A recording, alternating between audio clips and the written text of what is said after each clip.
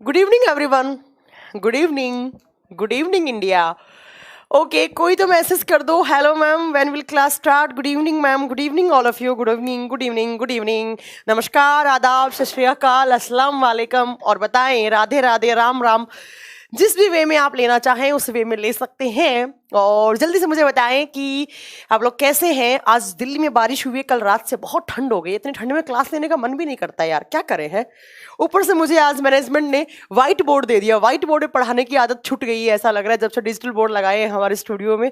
तो आज एक्चुअली इस टाइमिंग पे 5-6 क्लास हैं, तो चारों डिजिटल बोर्ड बिजी हैं, तो यहाँ पर मुझे व्हाइट बोर्ड दे दिया, तो बिल्कुल क्लास लेने का मन नहीं करा। ऊपर से आज अदराना सर पार्टी दे रहे हैं, पिज्जा खिला रहे हैं, आज उनको पकड़ लिया हमने। तो अब क्या करें, आज पर पढ़ाना तो पड़ेगा बच्चा ना।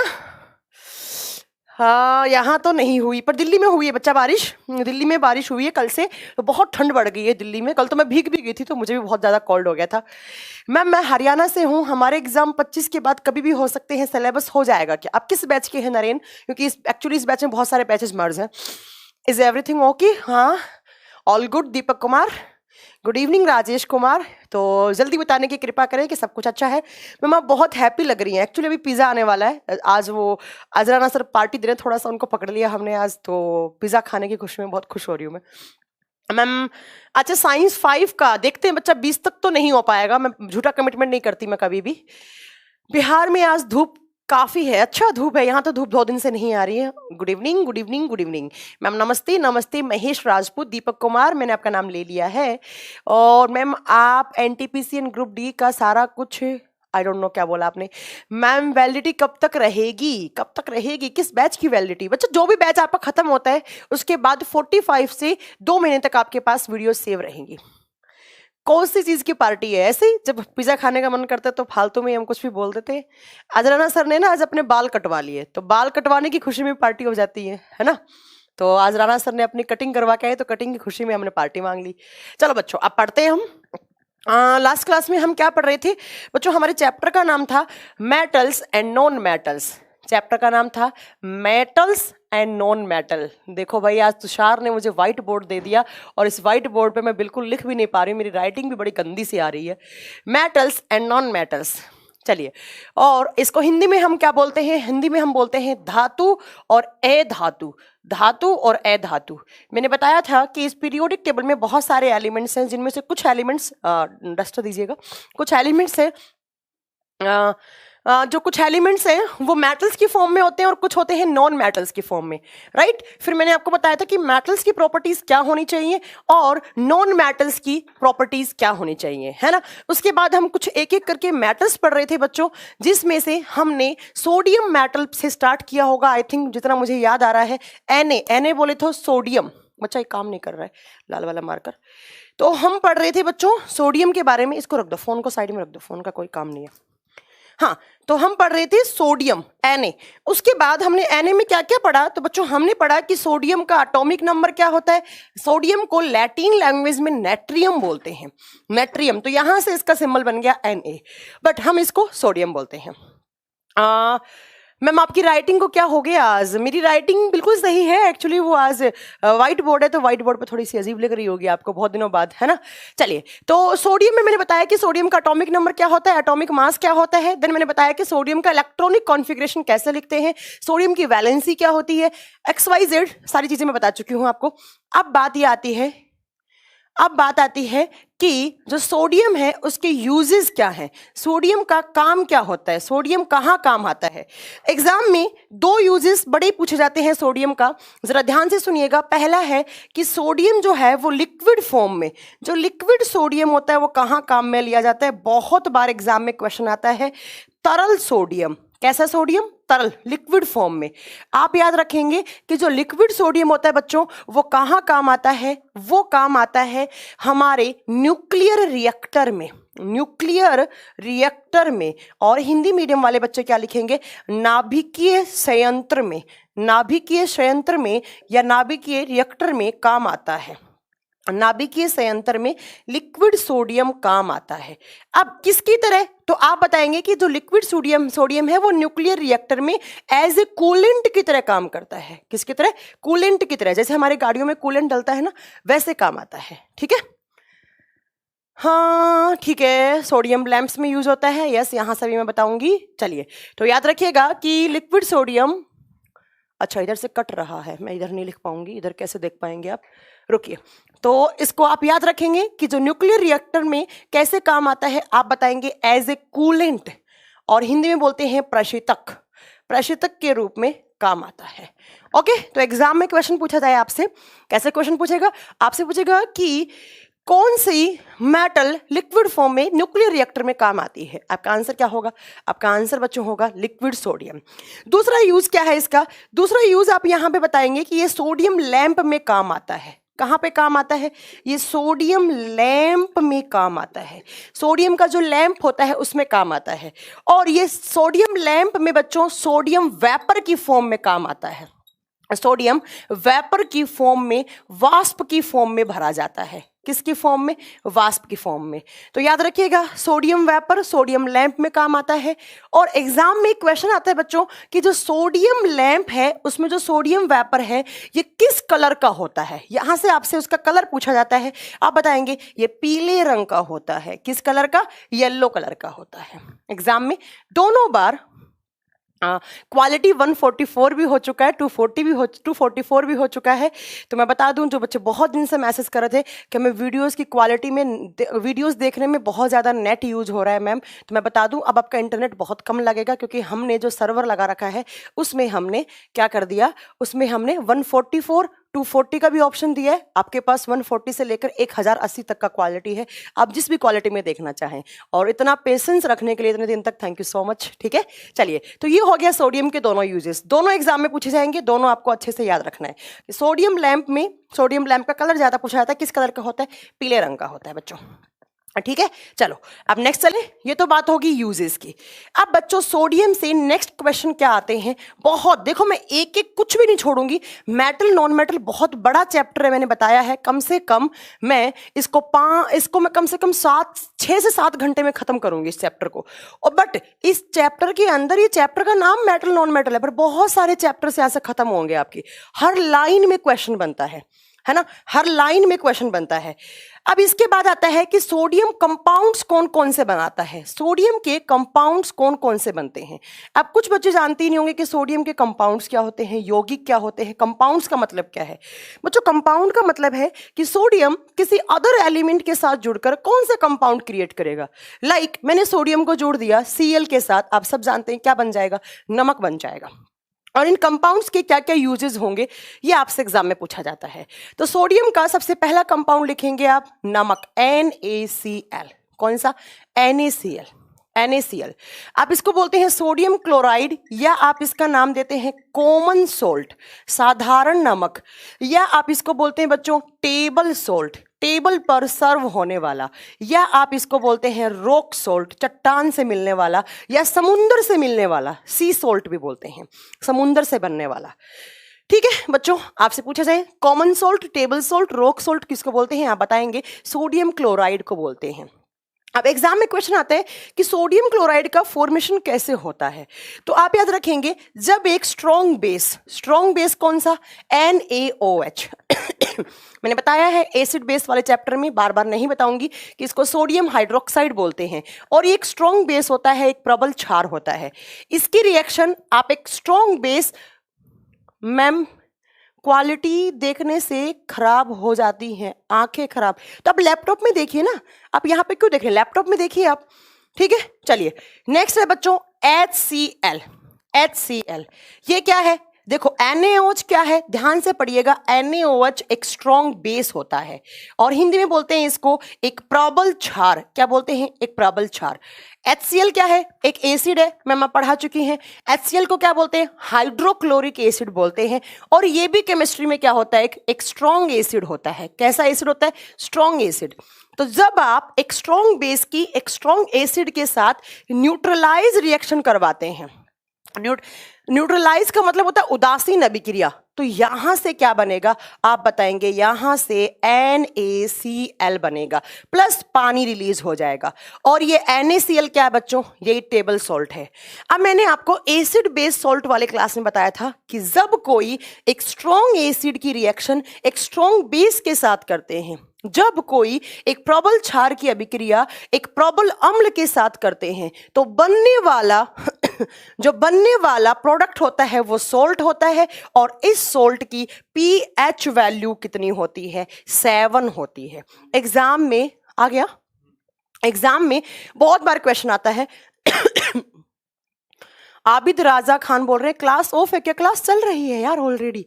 एक बार आप रिफ्रेश कर लें अपने पेज को। चलिए, तो एग्जाम में क्वेश्चन पूछे कि वो सोल्ट कब बनेगा जिस सोल्ट की पीएच वैल्यू 7 हो। आप कैसे बोलेंगे कि स्ट्रॉन्ग बेस की स्ट्रॉन्ग एसिड से रिएक्शन करने पर आप क्या बनेगा? आपका एक सोल्ट बनेगा जिसका वैल्यू कितना होता है, पीएच का मान कितना होता है? 7।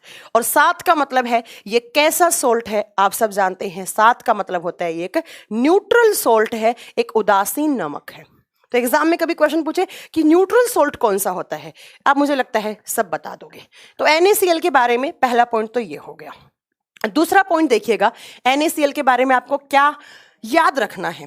ये जो NaCl होता है बच्चों, ये कहाँ होता है? आप बताओगे ये सी वाटर में होता है, ये समुद्र के पानी में होता है, सी वाटर में होता है। और याद कीजिए मेरी पानी वाली क्लास, मैंने कहा था कि समुद्र के पानी में NaCl होता है, सोडियम क्लोराइड होता है, बट समुद्र के पानी के जो खारापन है या जो सैलिनिटी है वो किसकी वजह से होती है? जो लवणता होती है वो किसकी वजह से होती है? मैंने बताया था NaCl में से क्लोरीन को माइक्रो ऑर्गेनिजम्स खा जाते हैं क्लोरीन को माइक्रो ऑर्गेनिजम्स खा जाते हैं, और बचता क्या है हमारे समुद्र में? सोडियम। तो आपसे एग्जाम में पूछा जाए कि जो समुद्र में जो खारापन, समुद्र के पानी का जो खारापन है या जो सलाइनिटी है, लवणता है, वो किसकी वजह से है? आप बताओगे कि सबसे ज्यादा उसके अंदर सोडियम का अमाउंट होता है। ये बताया था मैंने। नीचे कट रहा है मैम, ओके, मैं अब ध्यान रखूंगी। क्या मैम सब्स्टिट्यूशन रिएक्शन है? कौन सा रिएक्शन की बात करें विपिन यादव आप? तो याद रखिएगा कि समुद्र में जो लवणता का कारण होता है वो सोडियम होता है। और अगर मैं बात करूं कि समुद्र के अंदर ऑलमोस्ट 75% अमाउंट NaCl का होता है, जिसमें से सिर्फ Na बचता है, Cl को सूक्ष्म जीव खा जाते हैं। ठीक है, ठीक है, सूक्ष्म जीव खा जाते हैं। चलो, अब नेक्स्ट क्वेश्चन क्या आता है? नेक्स्ट क्वेश्चन पढ़ने से पहले मैं थोड़ी देर के 5 मिनट का मैं आपको ब्रेक दूंगी। वैसे मैं कभी क्लास में ब्रेक नहीं देती हूँ, पर मैं अभी पिज़्ज़ा खाने के मूड में हूँ, तो मैं अभी आती हूँ 5 मिनट में पिज़्ज़ा खा के। और आप में से भी किसी को खाना है तो आप खा सकते हैं, वरना ये सब लोग खा जाएंगे, है ना। चलो, मैं 5 मिनट में आती हूँ, 5 मिनट वेट कीजिए, प्लीज़ प्लीज़ वेट, है ना। चलिए भाई, निकालिए।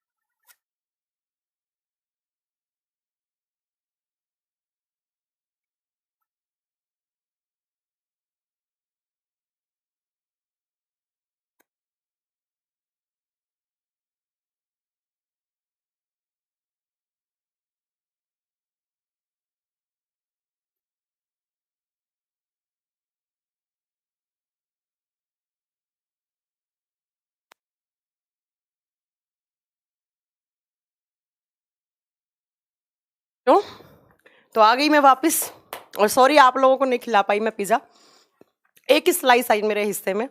मैम आ जाओ प्लीज़, खा लिया हो तो खा लिया बेटा, आ गई मैं। चलो अब पढ़ते हैं बच्चा, नेक्स्ट पॉइंट क्या पढ़ना है हमें।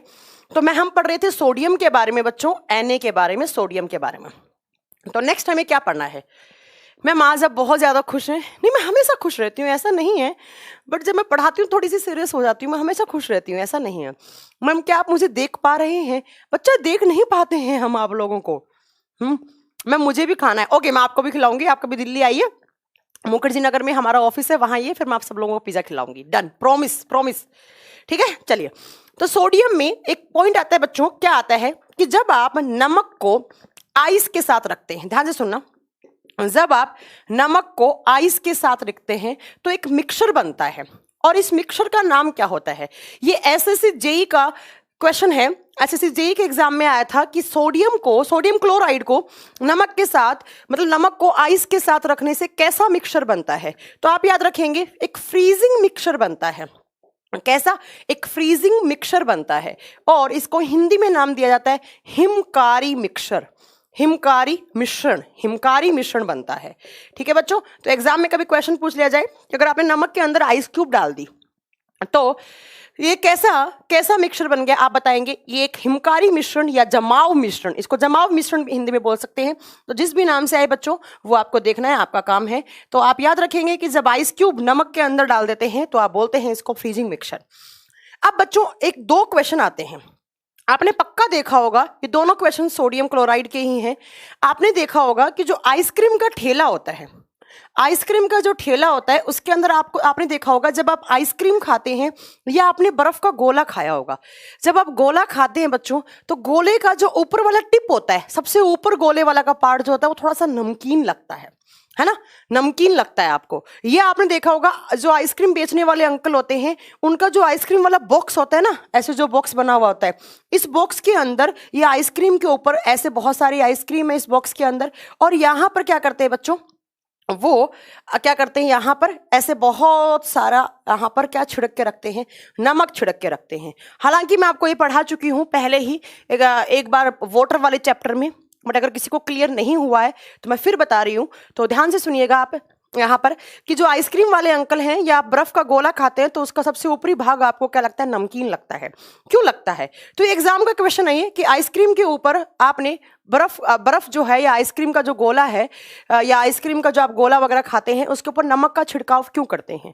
एक तो एग्जाम में ये क्वेश्चन आता है। दूसरा, अगर आप कहीं ऐसी जगह गए हैं जहां पर आपने स्नोफॉल देखा है, बहुत ज़्यादा स्नोफॉल हुआ है और वहां पर रोड जाम हो जाती हैं, रोडों के ऊपर बहुत सारा बर्फ गिर जाता है, आइस गिर जाती है, तो रोड के ऊपर जो आइस गिरी है उसको पिघलाने के लिए वहां पर बहुत सारे नमक के कट्टे डाले जाते हैं। अगर आप में से कोई बच्चा उत्तराखंड हिमाचल प्रदेश का रहने वाला होगा तो अभी वहां पर बहुत ज्यादा स्नोफॉल हो रहा है, जो रोड है वो पूरी बर्फ से ढकी हुई है, तो वहां पर रोड के बर्फ के ऊपर गाड़ी आपकी चलती नहीं, क्योंकि फ्रिक्शन खत्म हो जाता है। आप सब जानते होंगे, ये ब्रेक वगैरह नहीं लगता है या बहुत लेट से लगता है। तो आपका क्या होता है बच्चों, बर्फ की सिल्लियां जो हैं एकदम रोड के ऊपर ढक दी हैं, उसके ऊपर आप नमक के कट्टे डालते हो और वो नमक क्या करता है, बर्फ को रोड से अलग कर देता है। मैम आपने दो क्वेश्चन अलग अलग बताए हैं। पहला मैम ने क्या बताया कि जो आइसक्रीम है उसके ठेले पर आपने क्या डाल रखी है, उसके ठेले पर आपने क्या करें बच्चों, उसके ठेले के ऊपर आपने यार जो बर्फ का गोला है, आप गोला खाते हैं, चुस्की वगैरह खाते हैं, उसके ऊपर आपने नमक डाल रखा है। मैम आप ये कह रही हैं कि एक तरफ आप एक बात बोल रही हैं कि आइसक्रीम को पिघलने से बचाने के लिए सोडियम क्लोराइड का यूज होता है, मैं बिल्कुल सही कह रही हूँ। दूसरी तरफ आप कह रहे हैं कि आइसक्रीम को पिघालने के लिए सोडियम क्लोराइड का यूज होता है, ये भी मैं बिल्कुल सही कह रही हूँ। ये कैसा कॉन्सेप्ट दे रही है मैम आप? याद रखिएगा, बर्फ को पिघलने के लिए भी सोडियम क्लोराइड के कट्टे डाले जाते हैं और बर्फ को पिघलने से बचाने के लिए भी सोडियम क्लोराइड डाला जाता है। अब बताओ जरा ऐसा क्यों? राजू यादव सभी सर कौन चले गए बच्चा? हम लोग सब यहां हैं, कहां चले गए? कोई नहीं गया है, कोई भी नहीं गया है। जो नीयत खराब के लोग होते हैं वो छोड़ देते हैं कंपनियां। जिनके लिए सिर्फ पैसा या खराब नीयत मैटर करती है वो कंपनी छोड़ देते हैं बच्चा। एक जगह रहना, एक जगह स्टेबल होना, इतने सारे बच्चों के फ्यूचर के बारे में सोचना इजी बात नहीं होती है। तो अगर आप अमन सर की बात कर रहे हैं बच्चा, तो अमन सर का आप रिकॉर्ड चेक करवाइएगा। पिछले 4 साल से वो भाग ही रहे हैं, एक कंपनी में कभी टिक कर नहीं बैठे हैं। ये हमारे सौभाग्य की बात है कि वो हमारे साथ 1 साल जुड़े रहे। ये हमारे सौभाग्य की या उनके सौभाग्य की बात है। दूसरा, बात करें ऐसा सिंह सर की, तो बच्चा अमन सर की आदत रही है टीम तोड़ना। आपने अगर आप अमन सर से पढ़े होंगे प्रयागराज में, तो आपने देखा होगा, अच्छा चलो आप बहुत सारे बच्चे जानते होंगे, आप 2 नाम जानते होंगे, अमन सर का नाम जानते होंगे। तो मैं आपको बता दूं कि जो अमन सर हैं वो पहले इलाहाबाद में पैरामाउंट में पढ़ाते थे, जयपुर में पैरामाउंट में बैचेस ख़त्म नहीं करे। उसके बाद वो चले गए हैं केडी कैंपस चले गए थे, वहाँ पर भी बनारस में बैच ख़त्म नहीं किए। उसके बाद उन्होंने, ये मैं नहीं बोल रही हूँ, मुझे बच्चों ने बताया, पहले मुझे एक्चुअली सच में नहीं पता था। उसके बाद क्या किया था, उसके बाद इन्होंने शायद करियर पावर में गए थे, करियर पावर से एम्बिशन पॉइंट गए थे, कहीं पर भी बैच खत्म नहीं करे। एम्बिशन पॉइंट से गुरुकुल में गए थे, गुरुकुल एकेडमी है, मुझे पता है अच्छे से, वहां पर भी बैच नहीं खत्म करे। फिर ये टाइम्स में जुड़े। तो बच्चों इसमें क्या है, टीम तोड़ना काम बहुत आसान होता है बच्चों। किसी भी चीज को बनाना बहुत ईजी होता है, बट उस चीज को मतलब कंसिस्ट करना या उस चीज को रनिंग करना बहुत मुश्किल होता है बच्चों। तो फिर आपने क्यों रखा? मुझे पता नहीं था इनका बैकग्राउंड, मैं बिल्कुल नहीं जानती थी कि कौन है अमन सर। मैंने अमन सर का नाम कभी नहीं सुना था। भरत सर अमन सर को जानते थे, क्योंकि भरत सर ने काम किया उनके साथ जयपुर पैरामाउंट में। तो उसके बाद हमने कभी काम नहीं किया उनके साथ, तो मुझे नहीं पता था। पर धीरे धीरे बातें ऐसी होने लग गई। देखो बच्चों, कुछ बातें ऐसी हैं जो कभी भी बच्चों से शेयर नहीं करना चाहिए। मैं नहीं करती। आप एक कंपनी के लिए लॉयल नहीं हो सकते, तो आज वो जो आप नाम बोल रहे हैं वो नहीं, वो 2-3 जगह पढ़ाने जा रहे हैं। तो पॉलिटी अरुण त्रिपाठी सर हैं, तो मैं बता देती हूँ कि बहुत बार हर जगह से इन्होंने यही किया कि 5-6 टीचर अपने लाना। ना हम लोग डीपी सर का नाम जानते थे, ना कभी हम सुल्तान सर का नाम जानते थे, ना ही हम कभी जो एक इंग्लिश में हमारे साथ टीचर जुड़े थे उनका नाम जानते थे। सिर्फ ये अपनी टीम लाए और उसको तोड़ने का ही काम किया। तो छोड़िए, कोई दिक्कत नहीं है, हमें फ़र्क नहीं पड़ता, क्योंकि इतने सारे यस टीचर वो नो डाउट अच्छे टीचर हैं। मैं उनकी टीचिंग क्वालिटी पे कभी शक नहीं कर सकती। इनफैक्ट ना आज कर सकती, ना 10 साल बाद कर सकती। वो टीचर नो डाउट बहुत ज़्यादा, मेरे से बहुत ज़्यादा एक्सपीरियंस टीचर हैं वो। तो और मैं बता दूं, जो टाइम्स है वो सिर्फ अपनी क्वालिटी के लिए जाना चाहता है। जो टीचर गए हैं उनसे भी 10 गुना ज़्यादा अच्छे टीचर हमने जोड़े हैं। ये मैं नहीं बोलती, बच्चे बोलते हैं, और आप अपनी क्लास करके देखिएगा, आपको फ़र्क समझ में आएगा।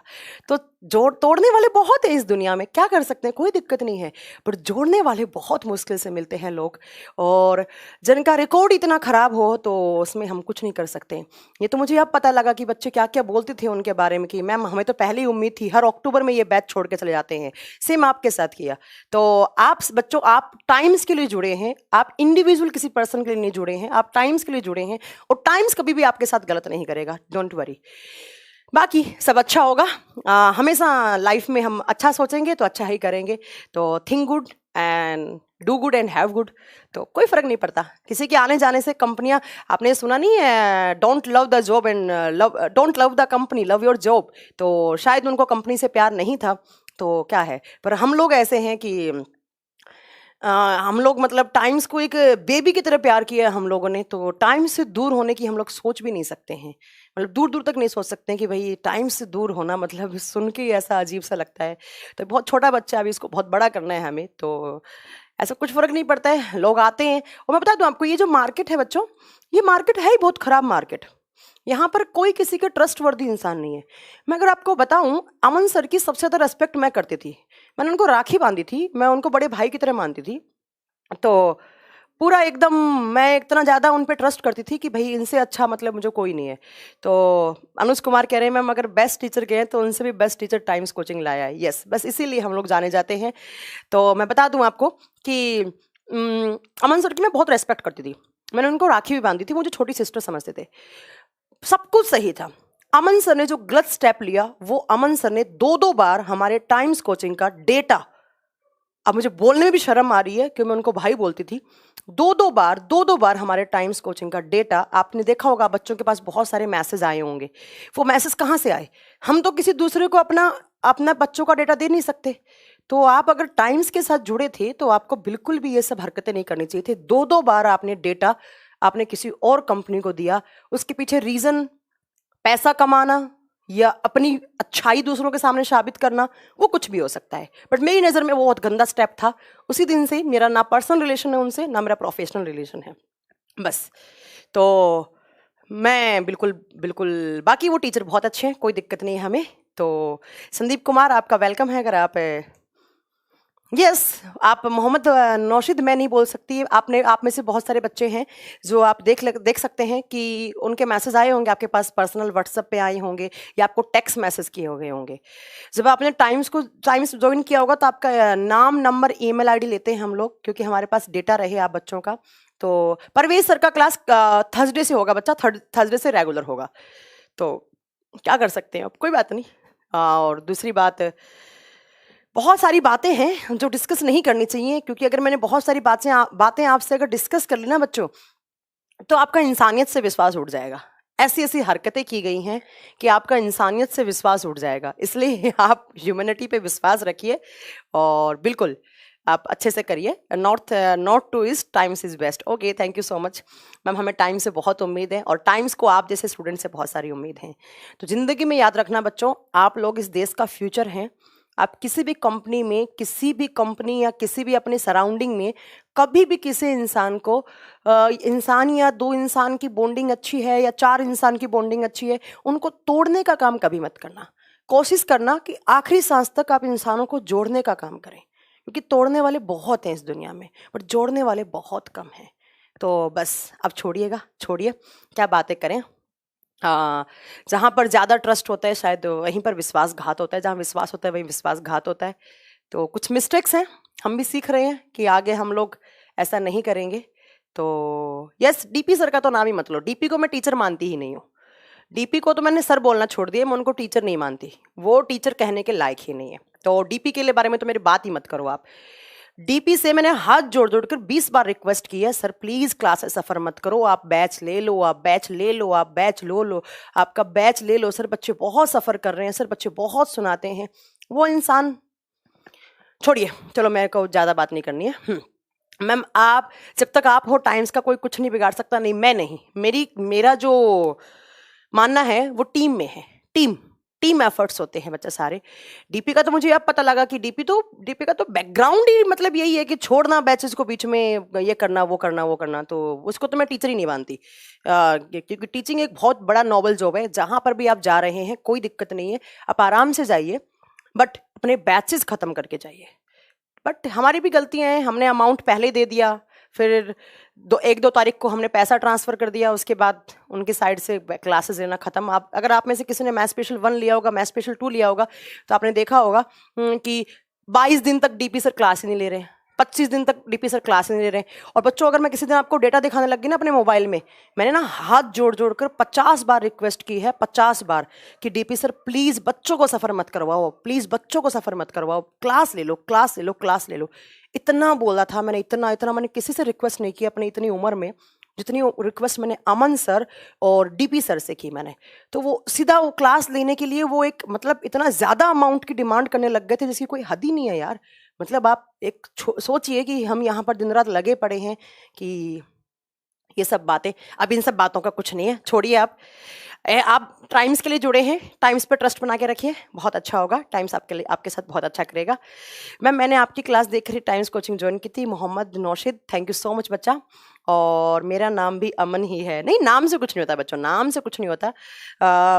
इंसान की एक पर्सनैलिटी होती है ना, आप दूसरों के सामने कुछ और दिखा रहे हैं, तीसरे के सामने आप कुछ और दिखा रहे हैं, 5वें के सामने आप कुछ और दिखा रहे हैं, 10 नंबर वाले से और दिखा रहे हैं, तो जाने वाले जाते रहेंगे, टाइम्स वहीं रहेगा।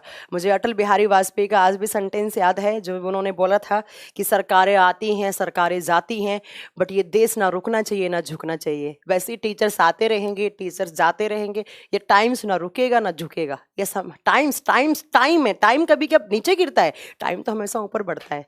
तो आप छोड़िए बातें, छोड़िए, हम एक ज़िंदगी में कभी कभी अपने आप की मिस्टेक से और कभी कभी आसपास के लोगों की मिस्टेक से भी हमें सीखने को मिलता है। तो लोग आएंगे जाएंगे, टाइम्स ऐसे रहेगा। चलिए, चलो, थैंक यू सो मच, इतने अच्छे मैम आप, अजय सर, अंकुर सर बेस्ट हैं, थैंक यू सो मच इतना आपको अच्छा कमेंट करने के लिए। टाइम्स कभी नहीं रुकेगा, क्योंकि टाइम्स के साथ इतने सारे बच्चों की, लाखों बच्चों की दुआएं हैं, वो दुआएं कभी नहीं झुकने देंगी इसको। चलिए अब छोड़िए मैम, मेरा जीएस स्पेशल 4 खिचड़ी हो गया है। खिचड़ी क्यों हुआ राजू यादव, आप मुझे बता सकते हैं? Times always flies, yes, time हमेशा बढ़ता है बच्चों, घटता नहीं है।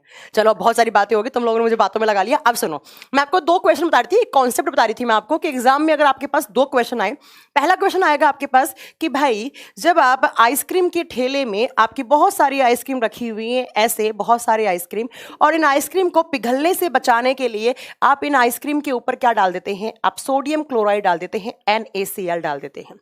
बट दूसरा, आप यहां पर मैंने बोला है कि आइसक्रीम को पिघलने से बचाने के लिए नमक का ऊपर छिड़काव कर देते हैं। पिघलने से बचाने के लिए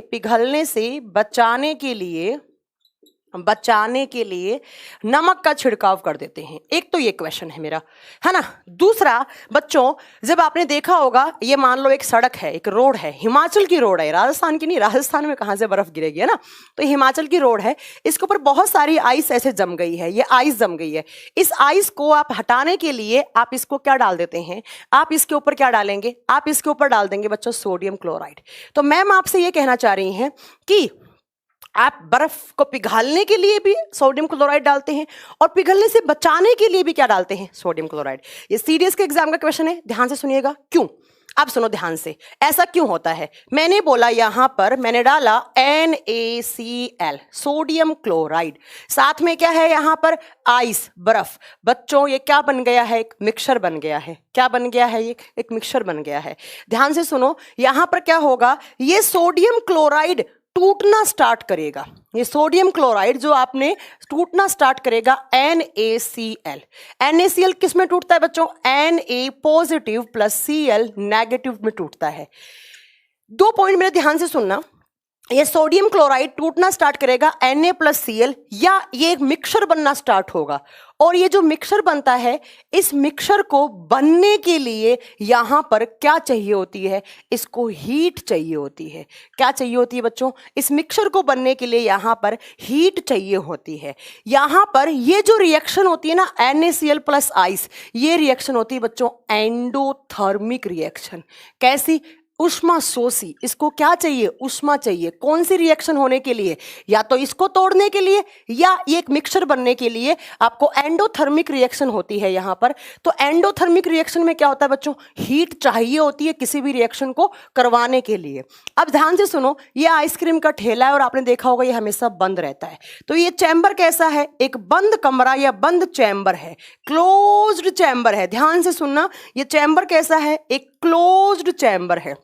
अब भैया इसके अंदर आपने नमक डाल रखा है, नमक आइस के साथ एक मिक्सचर बनाएगा। बनाने के लिए एंडोथर्मिक रिएक्शन करवानी पड़ेगी, या नमक टूटेगा Na+Cl में। ठीक है, तोड़ने के लिए आपको क्या देनी पड़ेगी? हीट। चैम्बर क्या है? बंद। हीट कहां से आएगी? अंदर से ही तो आएगी। हीट बाहर से तो आ नहीं सकती। क्यों नहीं आ सकती बच्चों बाहर से? क्योंकि मैम चैम्बर क्या है? क्लोज्ड है। तो यहां से इस चैम्बर के अंदर जो आइस है बच्चों, आइस का मतलब जो आइसक्रीम है, इस आइसक्रीम से सारी की सारी हीट कहां चली जाती है? इस रिएक्शन को करवाने के लिए।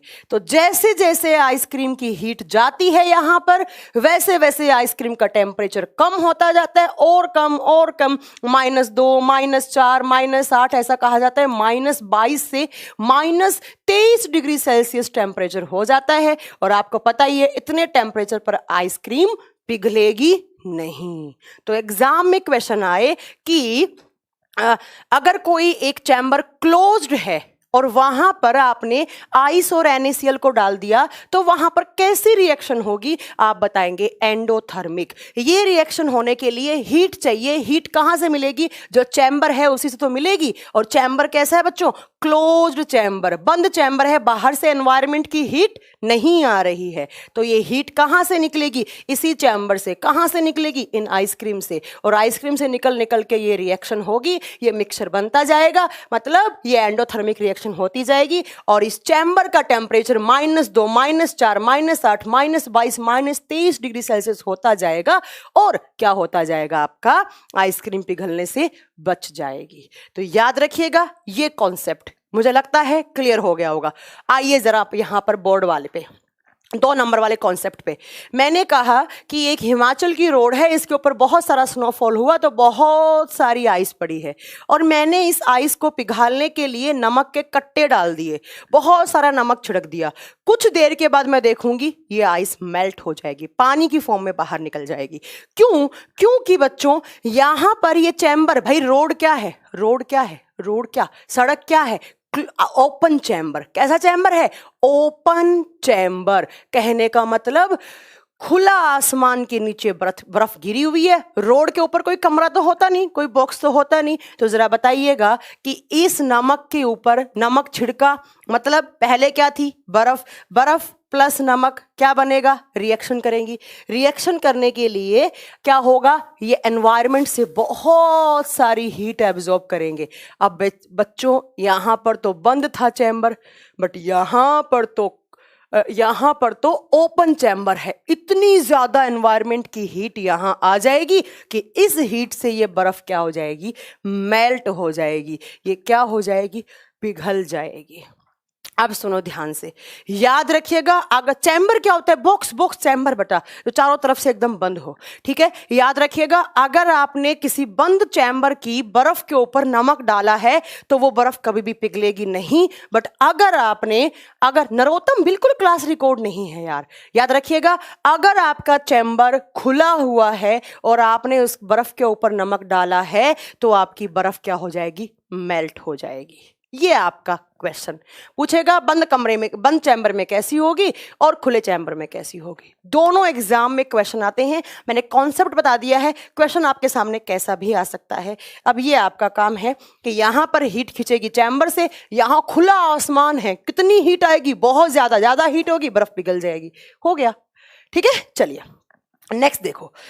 नेक्स्ट बच्चों आप क्या याद रखेंगे, मैंने पढ़ा रही हूं मैं आपको सोडियम। सोडियम में हमने पहला कंपाउंड पढ़ा सोडियम क्लोराइड। अब नेक्स्ट कंपाउंड सोडियम क्लोराइड के मैंने इतने सारे पॉइंट बता दिए हैं, यही कंपटीशन एग्जाम में पूछे जाते हैं, इससे ज्यादा कुछ नहीं पूछा जाएगा। नेक्स्ट आइएगा आप, इसके बाद नेक्स्ट जो कंपाउंड बनेगा बच्चों, यहां पर बनता है 2 नंबर पे जो कंपाउंड बनाता है सोडियम, वो बनाता है Na2CO3। कौन सा कंपाउंड बच्चों, Na2CO3। What is Na2CO3?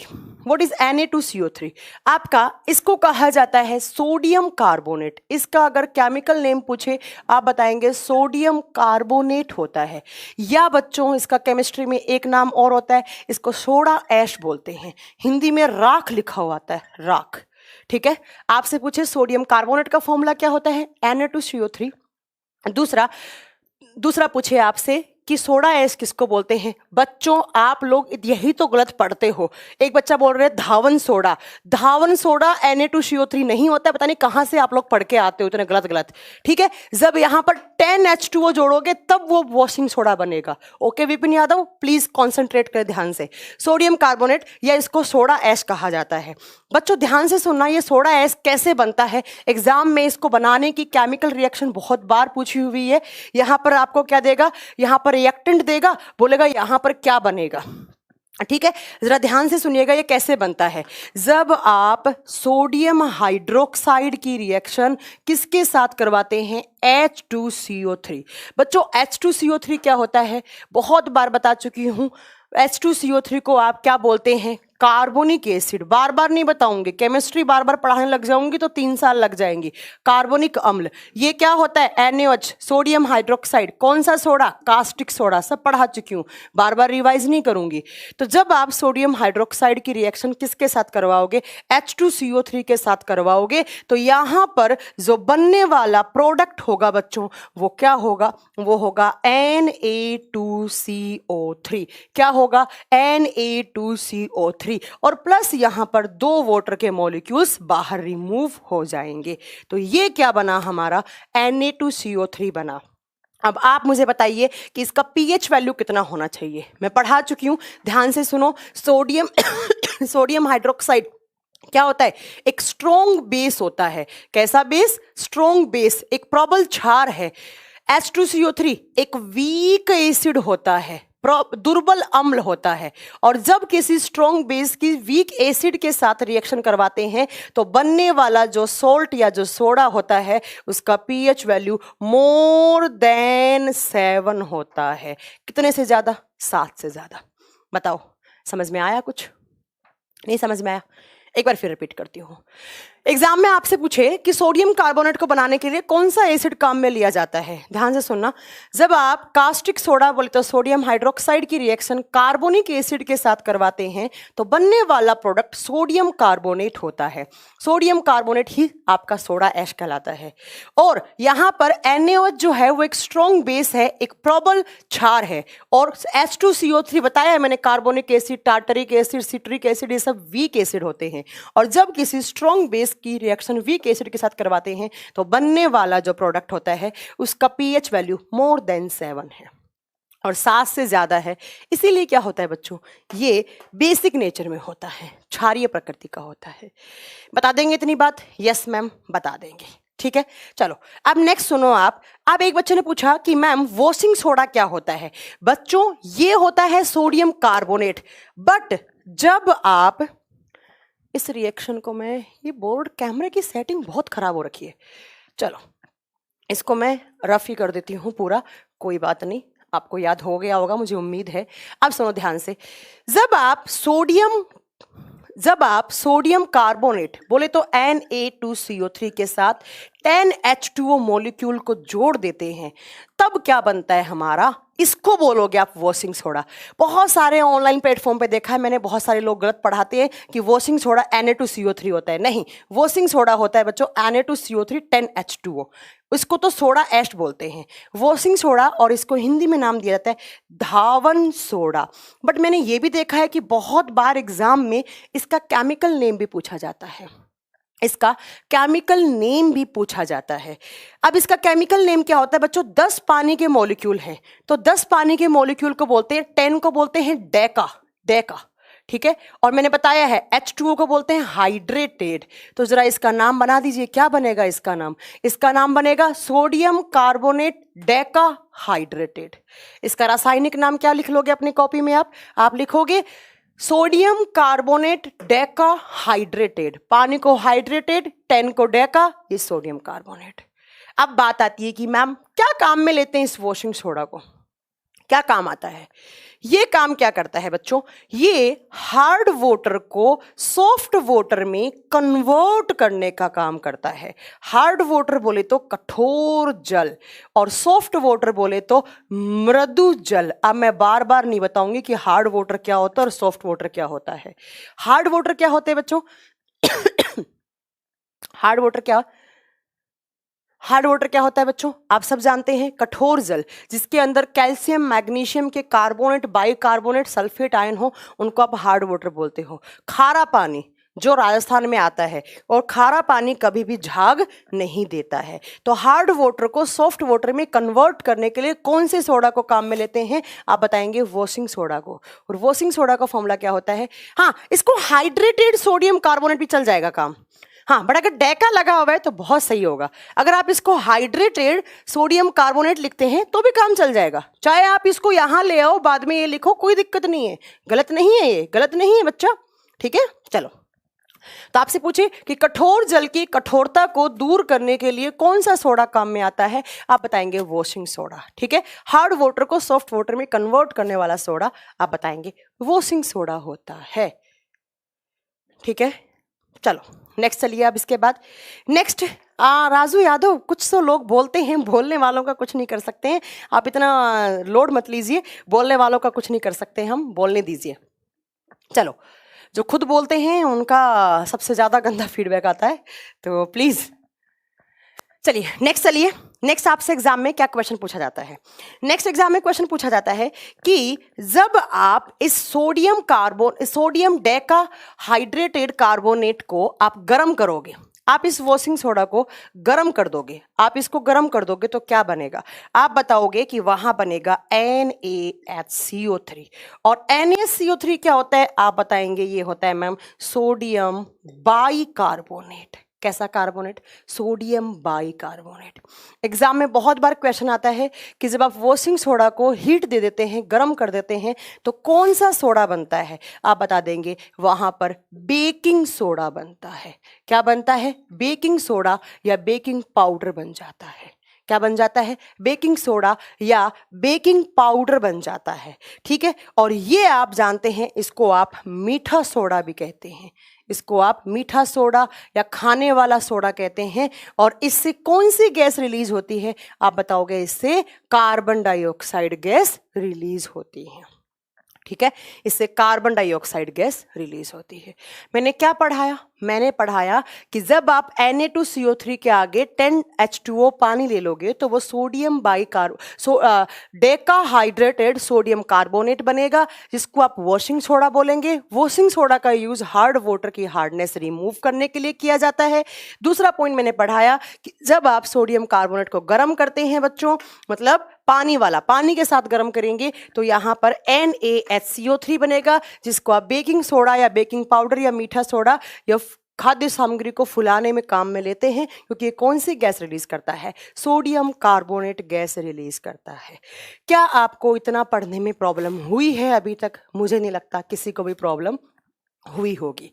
तो हमने कितने कंपाउंड पढ़े? हमने मैम सोडियम के 2 कंपाउंड पढ़ लिए। पहला सोडियम क्लोराइड, दूसरा सोडियम कार्बोनेट और तीसरा सोडियम बाइकार्बोनेट, वो भी यहीं पढ़ लिया हमने। चलो बच्चों, नेक्स्ट क्या पढ़ोगे? एक बात याद रखना, हर लाइन में क्वेश्चन बन रहा है यहाँ पे। नेक्स्ट आप पढ़ोगे सोडियम हाइड्रोक्साइड, चौथा compound sodium hydroxide NaOH। 4th number पे जो कंपाउंड आता है,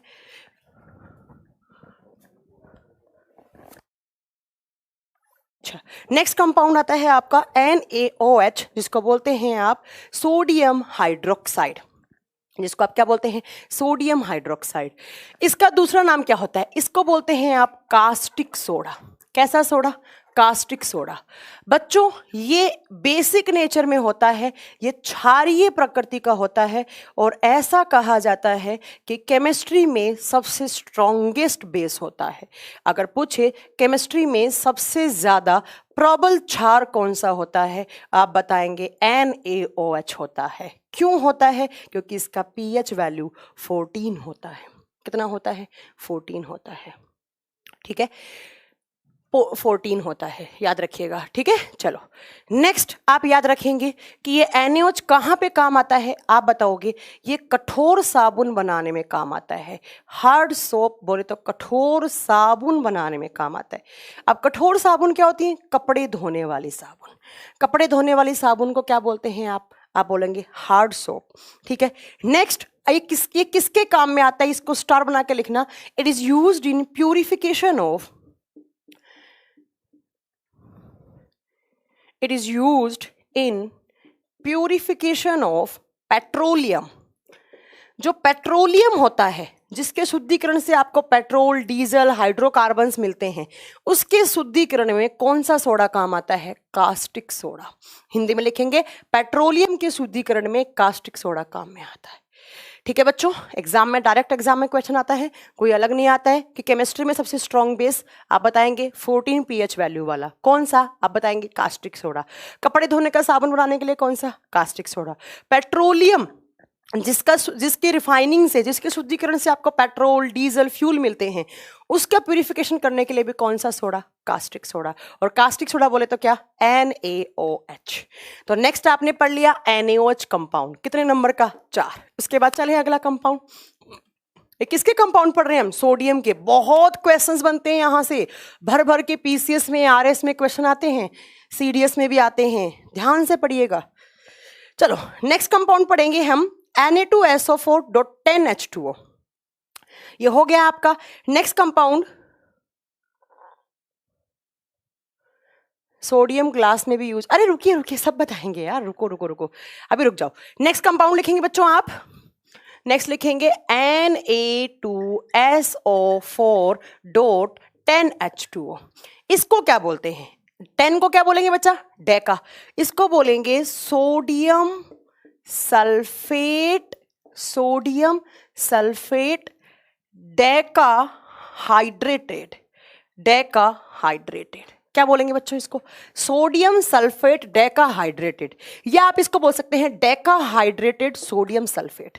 इससे पहले वाला सोडियम कार्बोनेट था, मुझे पता है कुछ बच्चों को केमिस्ट्री ऊपर से जाती है, वो सोडियम कार्बोनेट था, ये क्या है? Sodium sulphate. और केमिस्ट्री में इसको नाम दिया जाता है क्या? Glauber salt. कैसा सोल्ट बच्चों? Glauber salt. हिंदी में सेम नाम है ग्लोबर नमक। काम क्या आता है? पेन किलर्स वगैरह बनाने में काम आता है, ठीक है, पेन किलर बनाने में काम आता है। ये नेक्स्ट कंपाउंड हो गया 5 नंबर का, किसका? सोडियम का हो गया। हम क्या पढ़ रहे हैं? मेटल, सोडियम मेटल के बारे में पढ़ रहे हैं। चलो बच्चों, नेक्स्ट 6 नंबर पे कौन सा कंपाउंड पढ़ोगे आप? ध्यान से पढ़ना, जो 6 नंबर वाला है पक्का आपको एग्जाम में मिलेगा। कौन सा आप बताएंगे? हम 6 नंबर पे पढ़ेंगे मैम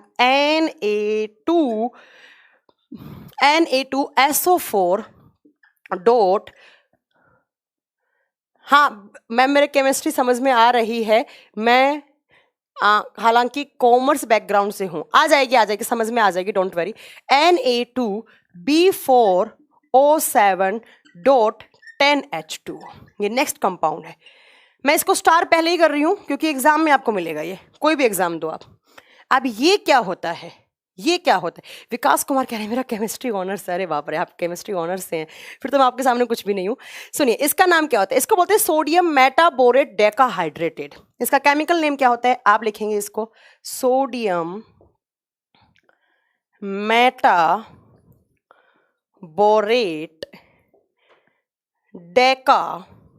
डेकाहाइड्रेटेड। हिंदी में इसलिए लिख रही हूँ बच्चों, हिंदी कुछ होती ही नहीं है, ठीक है।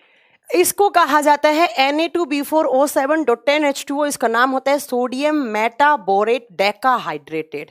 बट कॉमन लैंग्वेज में आप इसको क्या बोलते हैं? इसको बोरेक्स नाम देते हैं, या इसको सुहागा नाम दिया जाता है। एग्जाम में बहुत बार पूछा जाता है व्हाट इज सुहागा, या केमिकल, या आपसे पूछा जाएगा, आप याद रखेंगे, या आपसे पूछा जाएगा कि बोरेक्स क्या होता है। आप बताएंगे Na2B4O7.10H2O, और इसका केमिकल नेम क्या होता है? आप बताएंगे केमिकल नेम क्या होता है? 10H2O। सोडियम Na2B4O7 को कहा जाता है मेटाबोरेट, इसको कहा जाता है मेटाबोरेट, ठीक है। चलिए याद रखिएगा, ये सोडियम मेटाबोरेट हाइड्रेटेड है, इसको बोरेक्स नाम दिया जाता है। बहुत बार एग्जाम में आता है व्हाट इज बोरेक्स। और मैं बता दूं कि ये बोरेक्स कहां पर काम आता है। ये बोरेक्स के यूजेस बताऊं अगर मैं, तो नीचे लिखूंगी तो आपको दिखेगा नहीं, तो बोरेक्स के यूजेस हम ऊपर लिखेंगे। देखो, इसके यूजेस हम ऊपर लिखेंगे। सबसे पहला, ये काम आता है चमड़े की शुद्धिकरण में। चमड़ा समझते होंगे, चमड़े के शुद्धिकरण में, प्यूरिफिकेशन ऑफ जो आपका लेदर होता है उसका शुद्धिकरण, जिसको टैनिंग प्रोसेस बोलते हैं। टैनिंग बोलते हैं। एक टैनिंग होती है आपके हाथों पैरों पे, वो अलग है, ये होता है चमड़े की शुद्धिकरण की। बहुत बार एग्जाम में क्वेश्चन पूछा है ये। दूसरा आप सुनेंगे ध्यान से, यहाँ से, ये कैंडल बनाने में काम आता है। जो हमारे घरों में मोमबत्ती आती है उसको बनाने में, कैंडल बनाने में। तीसरा आप बताएंगे ये ग्लास बनाने में, कांच बनाने में। अब कौन सा कांच, वो आगे की बात है, अभी छोड़ दो आप, है ना। ग्लास बनाने में। नेक्स्ट आप याद रखेंगे, इससे वाटर प्यूरिफाई भी कर सकते हैं, वाटर प्यूरिफिकेशन में भी काम आ सकता है। वाटर प्यूरिफिकेशन बोले तो जल के शुद्धिकरण में, ठीक है। तो याद रखिएगा, यहाँ पर सोडियम भी होता है, बोरोन भी होता है, ऑक्सीजन भी होता है, और इसका केमिकल नेम सोडियम मेटाबोरेट डेकाहाइड्रेटेड होता है। एग्जाम में क्वेश्चन आएगा व्हाट इज बोरेक्स या व्हाट इज सुहागा। आप बताएंगे ये केमिकल नेम होता है उसका, ये केमिकल फॉर्मूला होता है। काम कैंडल बनाने में, ग्लास बनाने में, चमड़े के शुद्धिकरण में, purification of leather and purification of water. ये एल्यूमिनियम का एक्स बच्चों बॉक्साइट होता है। अधूरा ज्ञान ना बहुत गंदा होता है बच्चा। बॉक्साइट अलग चीज होती है, बोरेक्स अलग चीज होता है। ये सोडियम और बोरोन का और होता है बच्चा, ठीक है। जिसने भी पूछा है मुझे, रजनीश कोई बात नहीं, आपने कोशिश बहुत अच्छी की है। तो बच्चा एल्यूमिनियम का एक्स बॉक्साइट है, और वो बॉक्साइट है, ये बोरेक्स है, ठीक है बच्चा। तो कंफ्यूज नहीं होना है आपको। नेक्स्ट चलिए मैम नेक्स्ट चलते हैं। नेक्स्ट पढ़ेंगे हम हाइपो। What is hypo? सुना है कभी हाइपो नाम? बहुत बार एग्जाम में क्वेश्चन आया है हाइपो से। नहीं सुना?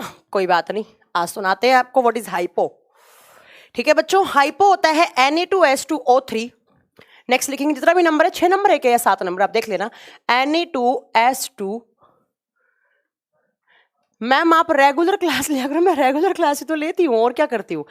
Na2S2O3 डॉट 5H2O, 5H2O, ये नेक्स्ट सोडियम का कंपाउंड है।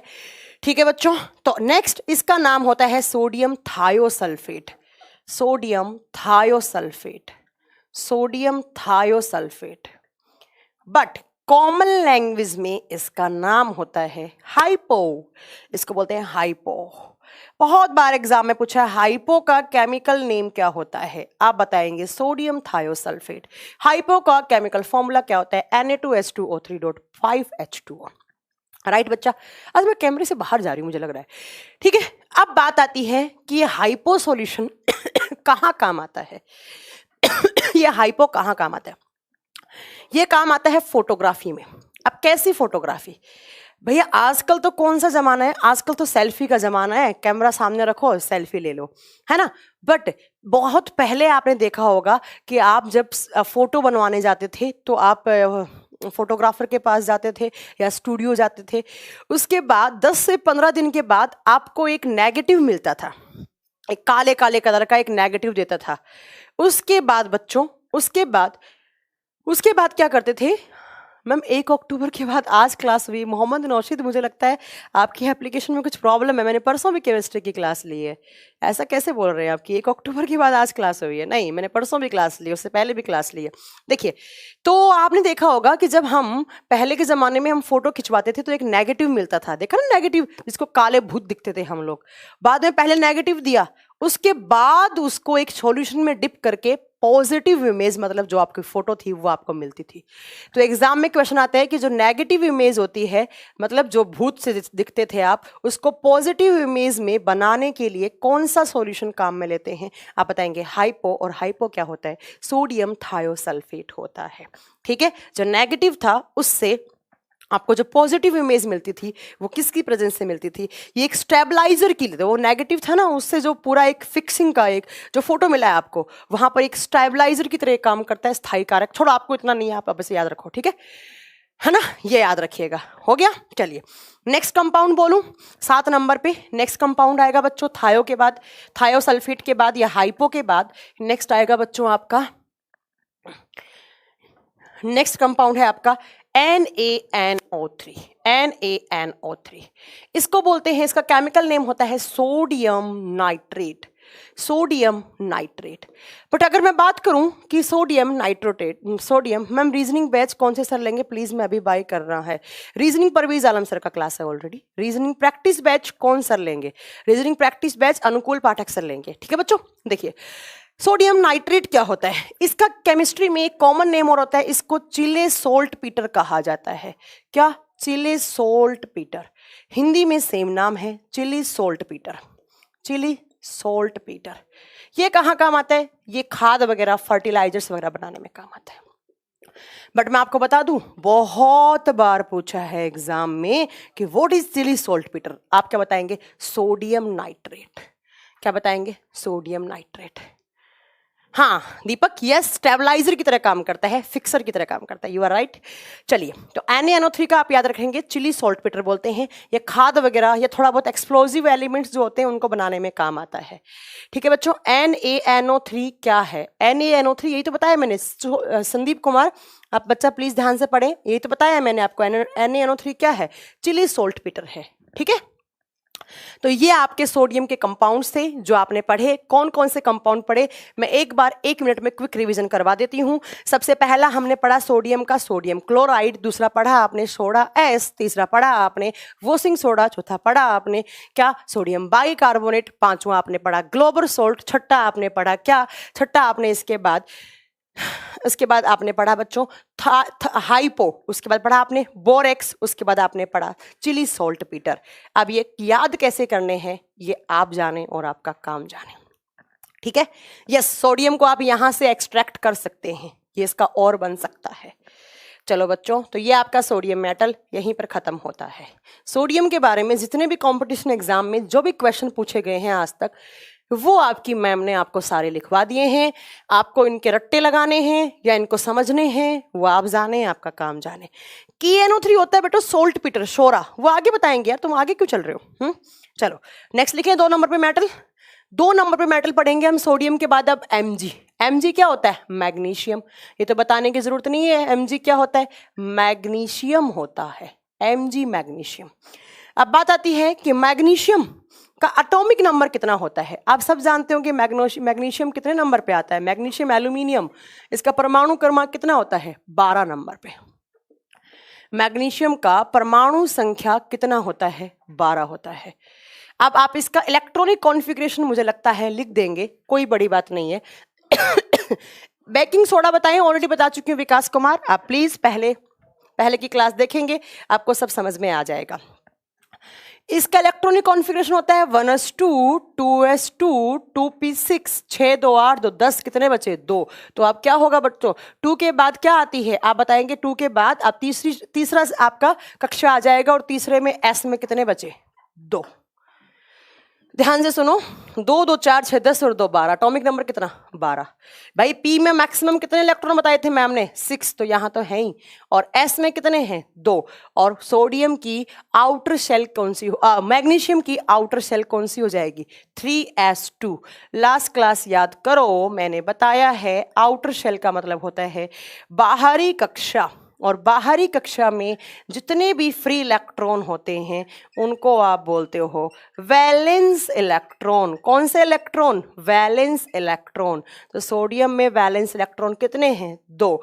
और जितने वैलेंस इलेक्ट्रॉन होते हैं उतनी ही उस एलिमेंट की क्या बन जाती है? वैलेंसी बन जाती है, संयोजकता बन जाती है। तो जरा बताइए सोडियम मैग्नीशियम की वैलेंसी कितनी है? 3 का कितनी है? 2। 3 कैसे हो जाएगा? 2 है ना, +2। कितने इलेक्ट्रॉन डोनेट कर सकता है? 2। ठीक है बच्चों, तो याद रखिएगा कि जो मैग्नीशियम है उसकी वैलेंसी +2 होती है। कहने का मतलब है कि ये 2 इलेक्ट्रॉन क्या कर सकते हैं? डोनेट कर सकते हैं। नहीं समझ में आया? आओ, 1s2 2s2 2p6 3s2 P, ये इसका प्रथम 2 2 वाली है, ये पहला शेल, ये दूसरा शेल, ये तीसरा शेल। तीसरा शेल ये आउटर है, आउटर शेल को क्या बोलते हैं? Valence shell. वैलेंस शेल में कितने इलेक्ट्रॉन? 2। जितने इलेक्ट्रॉन फ्री होते हैं तो बॉन्ड बनेंगे, और बॉन्ड बनने की कैपेसिटी क्या कहलाती है? वैलेंसी। सोडियम कितने इलेक्ट्रॉन डोनेट कर सकता है? 2 2 2। ठीक है बच्चों, चलिए नेक्स्ट क्वेश्चन आता है कि सोडियम पीरियोडिक टेबल में कहाँ होता है? आवर्त सारणी में कहाँ होता है सोडियम? ठीक है, ऑक्सीडेशन नंबर अलग चीज होती है बच्चा, आगे बताएंगे आपको, और वैलेंसी अलग होती है बच्चा, दोनों अलग अलग पॉइंट है। ठीक है, चलो नेक्स्ट बात आती है मैग्नीशियम में। यहाँ पर मैग्नीशियम में क्या पॉइंट आएगा नेक्स्ट? तो याद रखिएगा मैग्नीशियम आवर्त सारणी में कहाँ होता है? आप बताएंगे जो मैग्नीशियम है वो ग्रुप 2 में होता है। ग्रुप 2 में। कौन से ग्रुप में आता है? 2 में। और ब्लॉक कौन से आएगा? पी ब्लॉक में। कौन से खंड में आए? सॉरी, पी कैसे आ गया? 1 और 2 एस ब्लॉक में आएगा बच्चों, और ग्रुप नंबर संख्या 2। अब बात आती है कि इसको क्या कहा जाता है? ग्रुप नंबर 2 में जितनी भी मेटल्स होती हैं उनको एल्किलाइन अर्थ मेटल कहा जाता है। ग्रुप नंबर 2 में एल्किलाइन अर्थ मेटल्स होती हैं, हिंदी में इसको कहा जाता है क्षारीय मृदा धातु। क्षारीय मृदा धातु, वो धातु जो अर्थ क्रस्ट में होती हैं और बेसिक नेचर या उनका ऑक्साइड कैसा होता है? बेसिक प्रकृति का होता है, उनको एल्कलाइन अर्थ मेटल कहा जाता है। बार बार नहीं बताऊंगी, याद रखिएगा। ग्रुप नंबर 2 में आता है। एल्कली मेटल नहीं बच्चों, एस ब्लॉक के ग्रुप नंबर 2 में आता है। एस ब्लॉक में 2 ही ग्रुप होते हैं, पहला और दूसरा। ये दूसरे ग्रुप में आता है, इसको एल्कलाइन अर्थ मेटल कहा जाता है क्योंकि ये मृदा में पाया जाता है, अर्थ क्रस्ट में पाया जाता है। राइट चलिए अब नेक्स्ट पॉइंट हम मैग्नीशियम के बारे में क्या याद कर सकते हैं। बहुत ही ज्यादा इंपॉर्टेंट पॉइंट बता रही हूं, पहले स्टार कर दिया है, आप भी स्टार करके लिखेंगे। मैग्नीशियम कहाँ होता है? प्लांट के अंदर जो ग्रीन कलर के पिगमेंट्स होते हैं दैट आर नोन एज हरित लवक। कैसे लवक? हरित लवक, क्लोरोफिल। इस क्लोरोफिल के अंदर बीच में कौन सा धातु पाया जाता है? मैग्नीशियम। बहुत बार एग्जाम में क्वेश्चन आता है कि प्लांट में मैग्नीशियम कहाँ पाया जाता है? आप बोलोगे क्लोरोफिल के अंदर पाया जाता है। ध्यान से याद रखना, क्लोरोफिल के अंदर पाया जाता है। और मैं आपको बता दूं, इस मैग्नीशियम के प्लांट के अंदर दो काम होते हैं। कौन कौन से काम होते हैं? दोनों काम आपसे एग्जाम में पूछे जाएंगे। अगर नहीं पूछे जाए तो जितने रुपए आपने बैच के दिए उतने मैं आपको वापस कर दूंगी, ठीक है? देखो क्या क्या काम।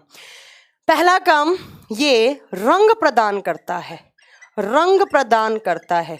आप सब जानते होंगे क्लोरोफिल। क्लोरोफिल कैसा कलर देता है? हरित। हरित का मतलब क्या? Green colour. तो क्लोरोफिल के अंदर बच्चों मैग्नीशियम धातु होती है और मैग्नीशियम धातु कैसा कलर देने में हेल्पफुल है? आप बताएंगे कि कल्पना उपाध्याय। अगर आपको ब्लॉक समझ में नहीं आ रहे, मैं जब पीरियोडिक टेबल करवाऊंगी पूरा ब्लॉक समझाऊंगी। डोंट वरी बच्चा, डोंट वरी, ठीक है? मैम आज मैच है, छोड़ दो। किसका मैच है आज? आज कोई मैच है क्या? मुझे नहीं मालूम। 9:30 पे छोड़ूंगी, अभी 10 मिनट और पढ़ाऊंगी, रुक जाओ। ठीक है बच्चों, तो याद रखिएगा कि मैग्नीशियम क्लोरोफिल के अंदर होता है और मैग्नीशियम रंग प्रदान करने में हेल्पफुल होता है। कैसा रंग? आप बताएंगे ग्रीन कलर। तो अगर बच्चों मैग्नीशियम की कमी हो जाएगी तो प्लांट का जो रंग है वो पीला पड़ जाता है। जो प्लांट की लीफ है ना, लीफ, पत्तियां, वो कैसे कलर की पड़ जाती हैं? मैग्नीशियम की कमी से प्लांट के जो पत्ते होते हैं वो येलो कलर के पड़ जाते हैं और ये एक तरीके की बीमारी होती है और इस बीमारी को नाम दिया जाता है एल्बिनिज्म। क्या नाम? एल्बिनिज्म। और हिंदी में रंजकहीनता बोलते हैं।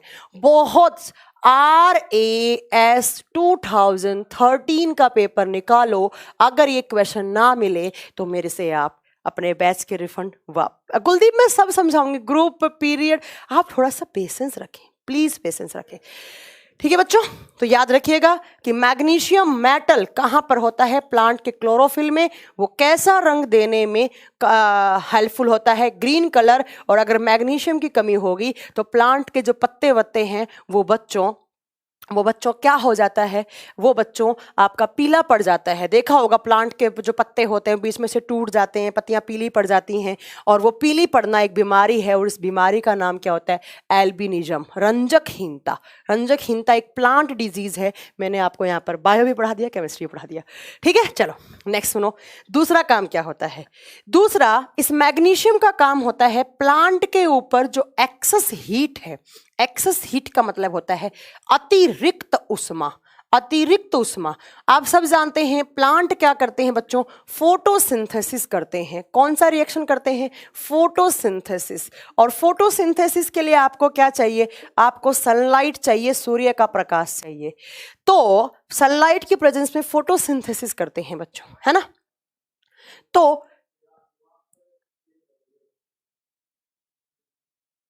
किसने? हाँ, तो एक्सेस हीट मतलब प्लांट के ऊपर हीट किस फॉर्म में होती है बच्चों? सनलाइट की फॉर्म में। तो अगर किसी दिन प्लांट के ऊपर ज्यादा सनलाइट पड़ गई, ज्यादा हीट पड़ जाएगी और ज्यादा हीट पड़ जाएगी तो ज्यादा हीट पड़ जाएगी तो आप जानते हैं प्लांट जल जाएगा। तो प्लांट की जो एक्सेस हीट है जो किसकी फॉर्म में है? आप बताएंगे सनलाइट की फॉर्म में है। उसको एब्जॉर्ब करने का काम कौन करता है? मैग्नीशियम। तो याद रखिएगा प्लांट के क्लोरोफिल के अंदर मैग्नीशियम होता है और वो मैग्नीशियम हरित लवक के अंदर होता है और वो आपके प्लांट को हरा रंग देने में काबिल होता है। अगर इसकी कमी होगी तो एल्बिनिज्म, रंजकहीनता हो जाएगा। दूसरा, प्लांट की जो एक्सेस हीट है जो किसकी फॉर्म में? सूर्य के प्रकाश की फॉर्म में, उसको क्या करना? एब्जॉर्ब करना। तो अगर किसी दिन हमारे बॉडी में सॉरी हमारे बॉडी में नहीं, प्लांट पे। अगर मई जून में आपने देखा होगा, मई जून में बहुत ज़्यादा धूप निकलती है और उस मौसम में आपके पेड़ पौधे जल जाते हैं। क्यों बच्चों? क्योंकि मई जून में ज़्यादा सनलाइट आता है और ज़्यादा सनलाइट आता है तो मैग्नीशियम बेचारा काम नहीं कर पाता है इतना ज़्यादा, या अगर प्लांट में मैग्नीशियम की कमी हो गई तो क्या हो जाएगा, एक्सेस अमाउंट का सनलाइट आएगा, हीट आएगा, प्लांट जल जाएगा। तो एग्जाम में क्वेश्चन आएगा कि किस धातु की कमी से पेड़ पौधे जल जाते हैं, तो किसकी कमी से जल जाएंगे और पीले पड़ जाएंगे? किसकी कमी से? मैग्नीशियम की कमी से। मुझे लगता है ये इतनी बात आप सबको याद हो गई होगी। मैग्नीशियम के बारे में मैंने आपको इतनी बातें बताई कि कौन से ब्लॉक में, एस ब्लॉक में, कौन से ग्रुप में, 2 नंबर में, वैलेंसी +2, इलेक्ट्रॉन 2 डोनेट करेगा, कितने बॉन्ड बनाएगा, 2 बॉन्ड, वैलेंसी कितनी, 2, और प्लांट में भी होता है मैग्नीशियम। अब चलो बच्चा नेक्स्ट पॉइंट क्या पढ़ते हैं हम। मैम आप रहने दीजिए, अरे बाप रे बहुत सारे बच्चे बोल रहे हैं रहने दीजिए, मैच है मैच है, चलो ठीक है कोई बात नहीं। तो यहाँ के लिए बहुत है, आज के लिए इतना ज़्यादा बहुत है। बहुत बच्चे रिक्वेस्ट कर रहे हैं मैम मैच देखने दो, मैच देखने दो, कोई बात नहीं, अब मैच देखिए, मैं भी देखती हूँ, मुझे भी बहुत, मैं क्रिकेट की बहुत बड़ी फ़ैन हूँ मैं। नमस्ते मैम, एमपी और छत्तीसगढ़ में फॉरेस्ट मैनेजर असिस्टेंट कन्वर्जेशन और फॉरेस्ट साइंस क्वेश्चन बहुत डीपली आते हैं विद न्यूमेरिकल, आप जितना मेटल प्रोवाइड कर रहे हैं वो सफिशियंट है ना? मैं बच्चा इसका पेपर देख लूँगी, या तो आप मुझे एक बार पेपर भेजिए तो मैं बता पाऊँगी, है ना बच्चा? किसने बोला ये कॉमेंट, तो मैं आपको बता पाऊँगी, ठीक है? मैम शाम को मत कीजिए, आज इंडिया के सबसे बेस्ट, आप इंडिया के सबसे बेस्ट मैम हैं। नहीं जितेंद्र, ऐसा नहीं है, मुझसे बहुत ज़्यादा सीनियर टीचर्स हैं जो बहुत अच्छा पढ़ाते हैं, बस मेरे पास जितना ज्ञान है वो मैं कोशिश करती हूँ कि मानव पोषण की PDF हिंदी में डल गई है Kaluram, science special 4 and science special 5 में, ठीक है? चलिए, तो thank you so much for watching, और विश कीजिए आज इंडिया का मैच है तो जीत जाए। Ma'am what is blue vitriol, अगली क्लास में आएगा कामिनी, ब्लू, ग्रीन और व्हाइट तीनों विट्रियोल बताऊंगी, डोंट वरी, ठीक है? मैम आपका फेवरेट प्लेयर कौन है? मेरा फेवरेट प्लेयर धोनी है, एवरग्रीन धोनी भी है। अगर इंडियन प्लेयर देखेंगे तो धोनी एंड मैं रोहित शर्मा को बहुत पसंद करती हूँ, और अगर वैसे देखेंगे तो शेन वॉटसन मुझे बहुत अच्छा लगता है, और एक जो आपके रिटायर हो चुके हैं, अरे वही रिटायर जो ऑस्ट्रेलिया के प्लेयर थे जो रिटायर हो गए थे, बहुत स्मार्ट से प्लेयर थे, भूल गई मैं, ठीक है? तो मैम टीचिंग बहुत अच्छी करती हैं आप, okay Kuldeep, thank you so much. तो कृतानंद कुणाल आप तो बहुत लेट आए हैं, मैं आपसे बहुत गुस्सा हूँ, आप बिल्कुल भी क्लास टाइम पे अटेंड नहीं करते हैं, मैं बहुत गुस्सा हो गई तुम लोगों से। मैम एनटीपीसी का एग्जाम तक कोर्स हो जाएगा, बिल्कुल हो जाएगा, इसलिए तो 2 क्लास लगाई हैं यार, क्यों नहीं होगा? कल भी मेरी केमिस्ट्री क्लास है 8 से 10, कल इसी टाइम मिलेंगे, कल हम कोशिश करेंगे 8-10 मेटल कंप्लीट कर लें, ठीक है? आप मैनेजमेंट के नंबर पे सेंड कीजिए अपना पेपर, वो छत्तीसगढ़ वाले बच्चे। मैम आप पर्सनल नंबर दे दो, बट जब पर्सनल नंबर देने के बाद ना मेरा जीना हराम हो जाएगा। एक बैच में मैंने गलती कर दी थी, बच्चों के पास PDF नहीं तो भी फोन करना, किसी अदर बैच में PDF नहीं वो भी मुझे फोन करना, सुबह के 6 बजे भी फोन करना, रात के 3 बजे भी फोन करना। I am really sorry, personal number नहीं दूंगी। माइकल क्लार्क नहीं थे, अरे यार वो बहुत क्यूट से प्लेयर, मैं भूल गई यार, चलो वो देखेंगे। मैम आपका जैकेट बहुत अच्छा है, अच्छा आपको दे दूंगी एस्प्रिया, डोंट वरी, आप आएंगे दिल्ली में तो आपको गिफ्ट कर दूंगी, ठीक है? मेंस्ट्रुएशन की क्लास क्यों नहीं हुई? अच्छा आज ना कुछ मेंस्ट्रुएशन की क्लास में ना उसको लाइव होने में कुछ दिक्कत हो गई थी, कल हो जाएगी, डोंट वरी ना। यूट्यूब की साइड से, यूट्यूब का आपने देखा होगा एक नया यूट्यूब आया है बच्चों के लिए, किड्स के लिए, तो जब से वो आया तब से यूट्यूब में कुछ प्रॉब्लम हो रही है, उसकी वजह से क्लास चल नहीं रही है। मैम रीजनिंग की क्लास को ऑफ हुए सच में बहुत दिन हो गए, मैंने परवेज आलम सर से रिक्वेस्ट की है, वो परसों आएंगे, और वो परसों आने के बाद आपके सारे के सारे क्वेश्चंस आपके सारे के सारे क्लासेस लेंगे, दिन में 2 लेक्चर लगाएंगे उनके, डोंट वरी, है ना? मैम छत्तीसगढ़ में आपके जैसा कोई टीचर नहीं है, ऐसा नहीं है मैम। MP में टीचर की वैकेंसी के बाल विकास की PDF चाहिए। अच्छा बाल विकास कौन पढ़ाता है, मैं पता करती हूँ बच्चा, है ना? टाइम्स कोचिंग की all Times coaching faculties are best. Ma'am आपका जैकेट 3 है, हाँ मेरे पास 3 जैकेट है, ऐसे से ही कुछ, एक व्हाइट कलर का, एक ग्रीन कलर का, एक ये। चलो बच्चों, मैम स्पेशल हिंदी का बैच, स्पेशल हिंदी का प्रैक्टिस बैच आया है, थोड़े दिन में स्पेशल हिंदी का बैच भी आएगा। आज मनोज सर की तबीयत खराब थी, कल वो बारिश में भीग गए, उनकी बारिश आज बहुत सारे टीचर बीमार रहे हैं, अंकुर सर भी इनफैक्ट आज बुखार हो गया उनको, बहुत सारे टीचर्स आज बीमार हो गए क्योंकि कल बारिश में भीग गए थे सब लोग। तो डोंट वरी, सब हो जाएंगी, आप थोड़ा सा पेशेंस रखें, विश्वास बना के रखें, टाइम्स आपके लिए हमेशा अच्छाई के लिए सोचता है, टाइम्स हमेशा बच्चों के हित के लिए सोचता है। मैक्सवेल, यस मैक्सवेल मेरे अच्छे प्लेयर, मैक्सवेल नहीं, अरे नहीं यार मैक्सवेल तो मुझे वैसे ही, वो तो मैक्सवेल तो शायद पंजाब की साइड से खेलते थे, और एक और यार मैं कैसे भूल गई यार, वही, चलो अगली क्लास में याद करके आऊंगी उनका नाम। कीर्तानंद फेसबुक पर रिक्वेस्ट भेजा हूँ, ओके मैं एक्सेप्ट कर लूंगी, डोंट वरी। अच्छा, अगर मैं आपको पर्सनल नंबर नहीं दे सकती बच्चों, पर अगर आपको मुझसे कांटेक्ट करना है किसी भी वे में, अगर आप चाहते हैं कि मेरे पास कोई क्वेश्चन, कोई क्वेरी हो आपकी, तो वो आप मेरे तक डिलीवर करना चाहते हैं, तो मेरा एक फेसबुक पेज है बच्चों, एक FB पे मेरा पेज है, आप इस पेज पे मुझे मैसेज कर सकते हैं, बट मैं रिप्लाई तभी करूँगी जब मेरे पास टाइम होगा, ठीक है। ये पेज का नाम है मेरा साइंस, मेरे पेज का नाम क्या, सोचो मेरा दिमाग इतना ख़राब है, मैं पढ़ा पढ़ा के मैं पागल हो चुकी हूँ, तो मैं अपना पेज का नाम अभी देख लेती हूँ, पेज का नाम क्या है, भूल जाती हूँ मैं। मेरे पेज का नाम है ना, साइंस विद काजल से आ गया ना, science with Kajal Sihag.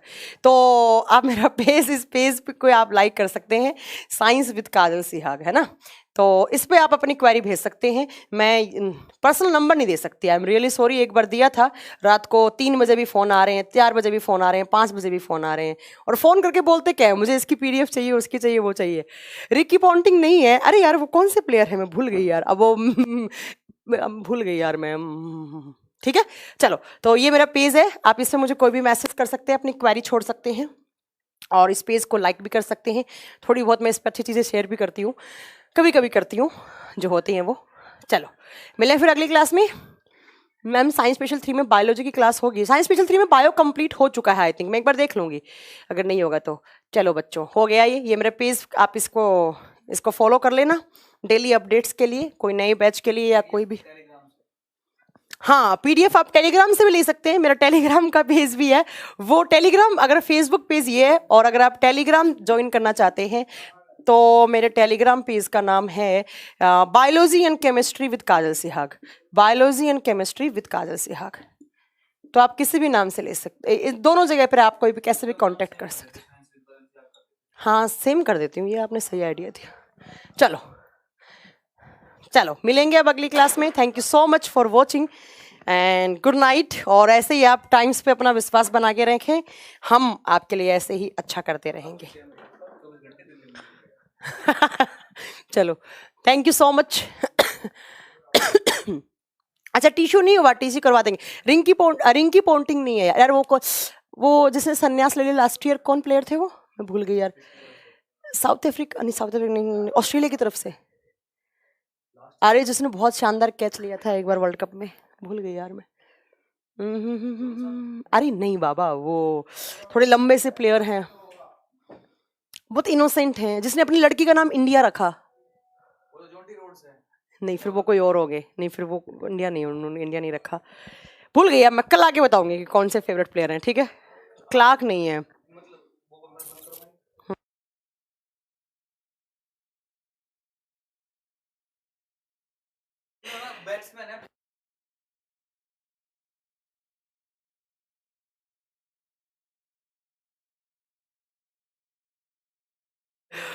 Tomorrow class timing, बच्चा मेरी क्लास होगी 8 से 10, मैं याद करके बताऊंगी। मेरी एक फ्रेंड है, मेरी स्कूल फ्रेंड है, तो उसका भी वही है, तो उससे पूछ लेती हूँ, उसका भी फेवरेट प्लेयर वही है, तो उनसे पूछ लेती हूँ कि भाई आप बताओ शिप्रा कि अपन का कौन सा फेवरेट प्लेयर हुआ करता था, तो मैं एक बार पूछ लूंगी उनसे, ठीक है। वार्नर नहीं है बच्चा, वार्नर तो बहुत बूढ़े भी हो गया, वार्नर तो वही है ना जो हैदराबाद की साइड से खेलते हैं। हाँ, चलो आप मिलेंगे अगली क्लास में। Thank you so much, good night.